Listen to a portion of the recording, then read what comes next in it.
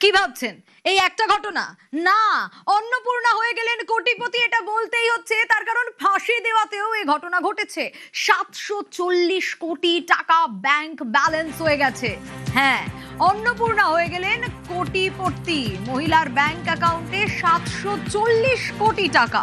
টাকা তুলতে গিয়ে হতবাক। একটু দেখি, বিশ্বজিৎ রয়েছে আমার সঙ্গে। বিশ্বজিৎ, একটু আগে জানতে চাই যে এই ট্রানজাকশন মানে কিভাবে অ্যাকাউন্টে টাকা ঢুকলো, সেখানে কি নাম দেখাচ্ছে, 740 কোটি টাকা ব্যালেন্স, মানে কিভাবে সম্ভব?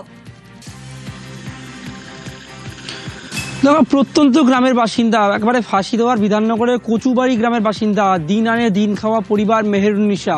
এবং তিনি যখন তার অন্নপূর্ণা ভাণ্ডারে টাকা ঢুকেছে কিনা, অর্থাৎ 2000 টাকা তিনি তুলতে যান, আর তুলতে গিয়ে কার্যত চক্ষু চরক গাছ হয় এই মহিলার। মূলত কোথা থেকে টাকা এলো তা কিন্তু এখনও তিনি হতবাক। এবং গোটা ঘটনায় তিনি যেমন ব্যাংকের দ্বারস্থ হয়েছেন, তেমনি কিন্তু স্থানীয় পুলিশ প্রশাসনের দ্বারস্থ হয়েছেন। কার্যত 740 কোটি 68 লক্ষ টাকা অ্যাকাউন্টে জল করছে। আর তিনি টাকা তুলতে গেছিলেন মাত্র 2000 টাকা, সেখান থেকে 740 কোটি টাকা তার অ্যাকাউন্টে এলো কিভাবে, তা নিয়ে কিন্তু কার্যত হতবাক ব্যাংক কর্মীও। এবং গোটা ঘটনায় ব্যাংক কর্মী জানাচ্ছেন তার আজীবনে এখন পর্যন্ত এই পরিমাণ টাকা কিন্তু তাই কার্যত দেখেননি।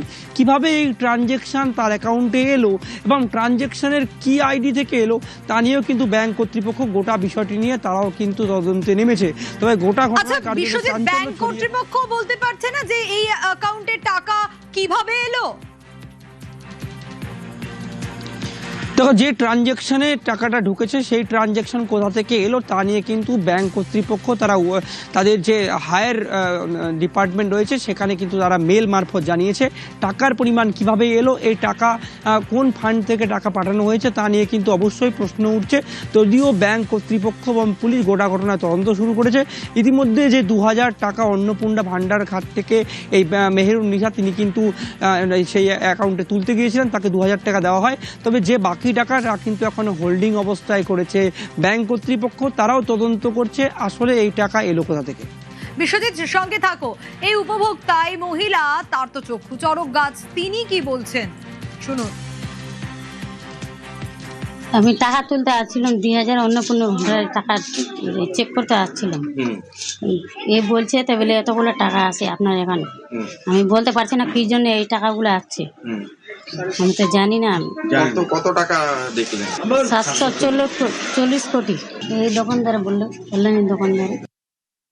সকাল 11:30 দিকে কালীন মানে মেহেরুন্নিসা নামে এই মেয়েটা বৌদিটা আসছে আমার দোকানে এসে বলছে যে অন্য কোনো টাকা আমার চেক করুন, দেখুন যে টাকা ঢুকছে কি ঢুকে নাই। আমি বললাম ঠিক আছে, দিন বইটা দিলাম। দেওয়ার পর দেখতেছি আমি যে ও বললো যে চেক করে দেখুন কী হয়েছে না হয়েছে।